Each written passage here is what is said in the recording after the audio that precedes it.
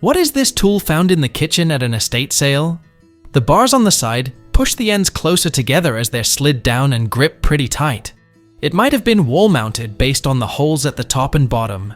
I think the text on the engraved portion says, American Industrial Company, Chicago, and the inner portion with the 2 stars says, patented. We had thought that it might be for champagne corks, as someone else has suggested. Does anyone know what this would be used for? It's an auto-grip broom holder, made by the American Industrial Company of Chicago, Illinois, circa 1907. It pinches the handle, and the weight of the broom holds the jaws closed until you lift it upwards to release. The harder you pull, the tighter it holds. It can also hold a carpet sweeper, a whisk broom, a mop stick, or anything with a plain handle. What is this, some sort of furnace or heater found in association with logging equipment? Around 50 inches tall and looks old, probably 50 plus years old. What is this used for? It's a 1950s smudge pot. They're used in citrus orchards to try to prevent frost damage. First, take the lid off the top, then open the carb baffle and pour diesel in there. I think it holds like 7.5 gallons. You can use motor oil, hydraulic oil, fry oil, or kerosene, and never use gasoline and never introduce water into these things. Then light it with a lighter. After about 2 minutes of it going, you can see the flames are coming out. What happens is the fuel comes up, then it burns through the return pipe, comes back down, and superheats it. What is this glass and metal thing I found while cleaning out Grandpa's shop after 20 years? The curled thing comes up, then locks in on a little metal lock on the side. It measures 6.5 inches long, the glass is made of solid glass, and the metal part has a little rust. Any help to identify would be great. It's a Pyrex Flameware detachable glass pot handle from the 1940s to the 70s. The curly part is made to fold back and secure the handle to the pot or pan. It's very handy for removing hot pans from the oven or holding a skillet as you fry or cook. What is this 1950s Tupperware set for?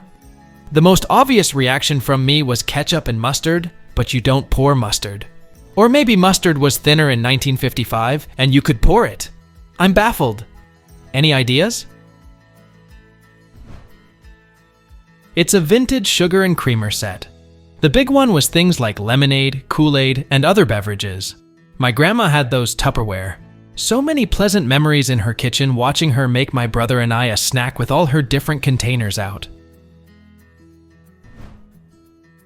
What is this bowl found in my great-aunt's house? It stands 3.5 inches tall and 6 3/4 inches wide across the top. The plate measures 7 7/8 inches in diameter, and there are no labels. Because the handle of the spoon has a hook on it matching the edge of the vessel, I think a liquid goes in it. My friends suggested potentially a sugar dish, a candle holder and snuffer, for serving caviar at a fancy party, for serving vinegar, a mustard pot, and a gravy dish. I'm definitely curious if someone knows its intended use. This is a mayonnaise dish, and really popular in the 1920s to the 30s. It can be also used for serving cranberry sauce or any cold sauce or condiment. What is this thing? It looks like a pre-1930s woodworking tool of some kind, but I cannot for the life of me figure out its function. It is stamped made by Albert B. Curtis, Worcester, Massachusetts, USA. I did some research into Albert B. Curtis and found nothing. Any ideas? It's an envelope opener, used for cutting the edge of a folded and sealed envelope, whereby the latter may be easily opened to remove its contents. It was patented on August 21st, 1888, by Francis Curtis of Springfield, Massachusetts. I collect ancient coins mainly, but I picked this up recently too. Were these really used for sacrifice? It has an Apollo profile on top. Any insights would be appreciated. It's a gutus, a vessel for pouring out liquids drop by drop. They generally come from the Greek colonies of southern Italy, where production developed between the 5th and 3rd centuries BC. We still do not know its exact function. It was believed for a long time that they were used to taste wine, but they were in fact used either to fill oil lamps or in thermal baths to spread perfumed oils on the body. They are also said to be early feeding bottles for artificial infant feeding. The oldest existing goodie are now in the Museum of History and Archaeology in Constanta, Romania. They date from the 1st to 3rd centuries AD. I'm trying to find information on this a few years ago. I've had it for about 10 years and always mean to continue the search. It is hollow, and I was able to find out that the design on the lid is a B, but have had trouble finding the maker's marks stamped on the underside. I was hoping to figure out the approximate age. Any ideas? It's an antique sterling silver cow cream jug from circa 1913, made by B. Neresheimer and Sonne in Hanau, Germany. Here's another one I found listed for £9,950. The cavity below the lid is filled with cream which is poured out through the cow's mouth using the curled tail as a handle. I received this item from my aunt, who works in storage unit auctioneering acquisition.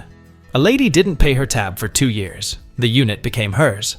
And for me, that means I have the challenge of selling this esoteric item. This item is the most peculiar I have ever seen. Any insight? It's a Millward fan, made by Henry Millward and Sons in the 1860s. Those are actually little pockets that hold needles. The envelope holding the needles goes into the slots at the top, leaving room to grip, and the numbers are the size of the needles. What is this, some sort of clamp I got in an old box of tools? It's around 10 inches long, looks like it can open up, and it has an area where it can be bolted or pinned to something else. It looks quite old. It has the ability to be fastened to a pipe, and the lever lock holds it together.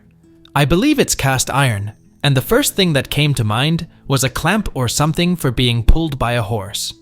Any ideas? Please let us know down in the comments.